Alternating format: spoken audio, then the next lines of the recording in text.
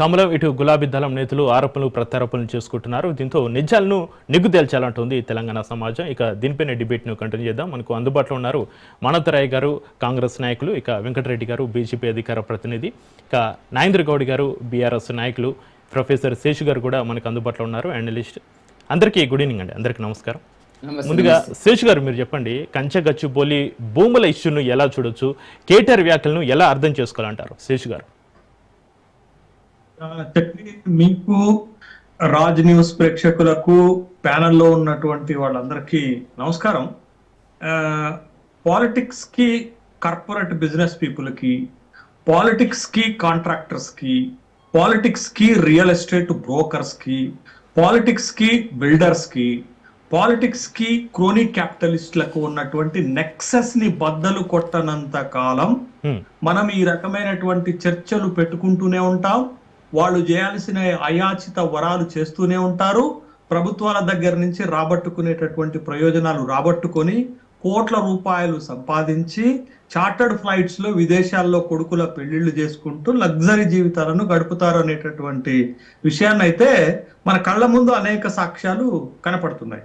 But ఇప్పుడు మన చర్చలో ప్రధానమైనటువంటి అంశంగా వచ్చింది ఏంటి అని అంటే, కేటీ రామారావు గారు నిన్నటి రోజున జూలై 25వ తారీఖు నాడు హైదరాబాద్ లో వాళ్ళ పార్టీ కార్యాలయంలో ఒక ప్రధానమైనటువంటి ఆరోపణ చేశారు. ఆ ఆరోపణ ఏంటి అంటే, హెచ్యు భూములు, కంచ గచ్చిబౌలికి సంబంధించినటువంటి 400 ఎకరాల యూనివర్సిటీ భూముల పైన తెలంగాణ రాష్ట్రంలో ఎంత పెద్ద ఎత్తున రగడ జరిగింది అనేటటువంటి విషయం, ఆరోపణలు ప్రత్యారోపణలు వచ్చాయనే విషయం మనకు తెలుసు.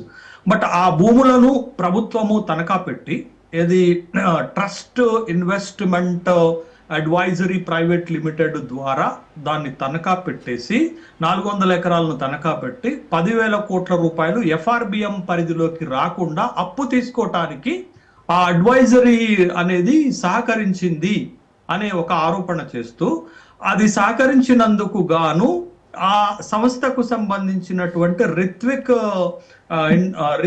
కాంట్రాక్ట్ కన్స్ట్రక్షన్ దానికి ఒక కాంట్రాక్ట్ ఇచ్చారు. అది ఇప్పుడు ఫ్యూచర్ సిటీ మన బేగర్ కంచెలో ఏర్పాటు చేస్తున్నటువంటి ఫ్యూచర్ సిటీకి వేసేటటువంటి రోడ్డు కాంట్రాక్ట్ దరిదాపు 1665 కోట్ల రూపాయల వర్త్ కలిగినటువంటి కాంట్రాక్ట్ ఇచ్చారు. అది క్విడ్ ప్రోకోగా ఉంది, అయాచిత వరంగా వాళ్ళకి ఇచ్చారు అనేటటువంటి ఒక ప్రధానమైన ఆరోపణ కేటీ రామారావు గారు చేశారు. బట్ ఆ ఆరోపణ పైన స్పందించినటువంటి సీఎం రమేష్, అనకాపల్లి లోక్సభ సభ్యులు, భారతీయ జనతా పార్టీ నుంచి గెలిచినటువంటి వాళ్ళు, గతంలో రాజ్యసభకి టీడీపీ నుండి ప్రాతినిధ్యం వహించినటువంటి సీఎం రమేష్ స్పందించారు. ఈ రోజు ఆ స్పందించినటువంటి సందర్భంలో తను చేసినటువంటి కీలకమైన కామెంట్స్ గనక మనం చూస్తే, అతను చేసింది ఏంటి, మేము బీజేపీలో ఉన్నాము, అది కాంగ్రెస్ ప్రభుత్వం ఉన్నది, కాంగ్రెస్ కి బీజేపీకి ఎక్కడైనా స్నేహ సంబంధాలు ఉన్నాయా అనేటటువంటి విషయాన్ని ప్రధానంగా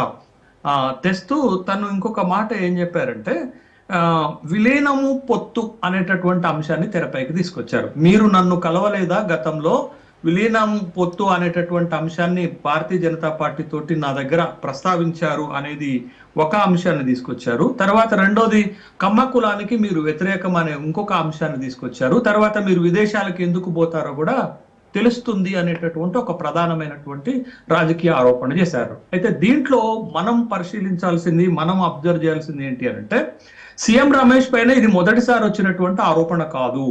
గతంలో ఇటీవల మీరు మీడియాలో వచ్చిన ప్రధానమైనటువంటి ఒక ఆరోపణ చక్రియ ఏంటి అంటే, సీఎం రమేష్ గారు 30 కోట్ల రూపాయల ఎలక్ట్రల్ బాండ్స్ ని కాంగ్రెస్ పార్టీకి ఇచ్చారు, 10 కోట్ల రూపాయలు జేడీఎస్ కి ఇచ్చారు, 5 కోట్ల రూపాయలే భారతీయ జనతా పార్టీకి ఇచ్చారు అనేటటువంటి ఒక ఆరోపణ వచ్చింది. ఆ 30 కోట్ల రూపాయల ఎలక్ట్రల్ బాండ్లకు ఫలితంగా హిమాచల్ ప్రదేశ్ లో హైడ్రో ఎలక్ట్రిసిటీ ప్రాజెక్ట్ కి అనుమతులు ఇచ్చారు అనేటటువంటిది. అంటే తరచూ సీఎం రమేష్ పైన ఇలాంటి ఆరోపణలే వస్తున్నాయి. అయితే ఇక్కడ మనకి బలం చేకూర్చేది, మనకు అనుమానాలు వచ్చేటటువంటి అంశం ఏంటి అని అంటే, తెలంగాణలో కాంగ్రెస్ ప్రభుత్వం ఉంది, ఆంధ్రప్రదేశ్లో TDP, BJP, Janasena coalition government ఉన్నది.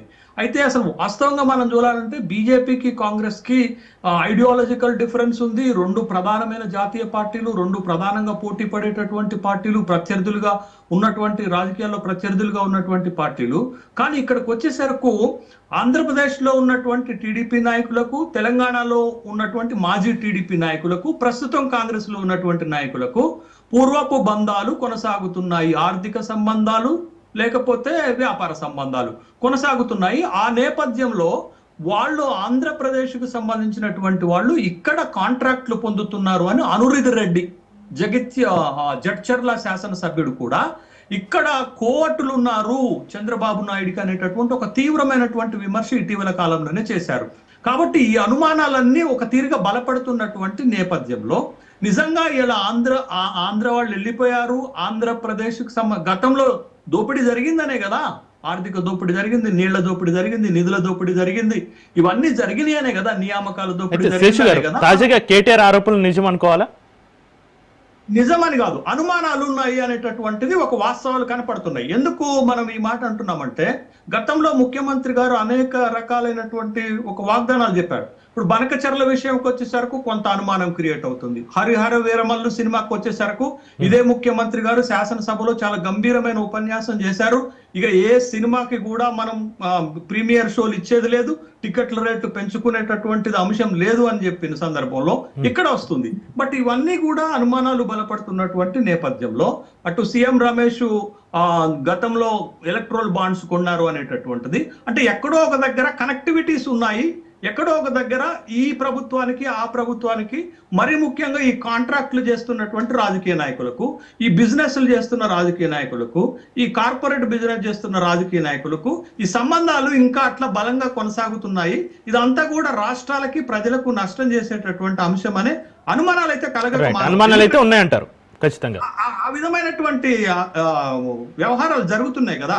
కాబట్టి ఈ అనుమానాలను నిగ్గుదేల్చాల్సినటువంటి బాధ్యత ప్రభుత్వాలపైన ఉంటుందనేది వాస్తవం. బట్ ప్రభుత్వాలు కూడా ఇది తప్పు అనేటటువంటి విషయాన్ని చూపెట్టాలి. ఇప్పుడు సీఎం రమేష్ గారు ఏం చెప్తున్నారు, మేము ఒక్కళ్ళమే కాదు, రిత్విక్ అనేది దానితో నాకు సంబంధం లేదు, నా కొడుకుదని చెప్తున్నారు. కానీ అట్లా ఉంటదండి. రిత్విక్ కాంపిటీషన్ బిడ్ లో రిత్విక్ పాల్గొంది, ఎల్ఎన్టీ పాల్గొన్నది, తర్వాత మెగా పాల్గొన్నది అన్నారు. కానీ వడ్డించేవాడు మనవాడైతే ఇస్తరు బంతిలో ఎక్కడ కూర్చున్నా బొక్కలు మనకే పడతాయి కదా. కాబట్టి ఆ విధమైనటువంటి అనుమానాలు రాకుండా జాగ్రత్తలు తీసుకోవాల్సిన బాధ్యత ప్రభుత్వానిదే.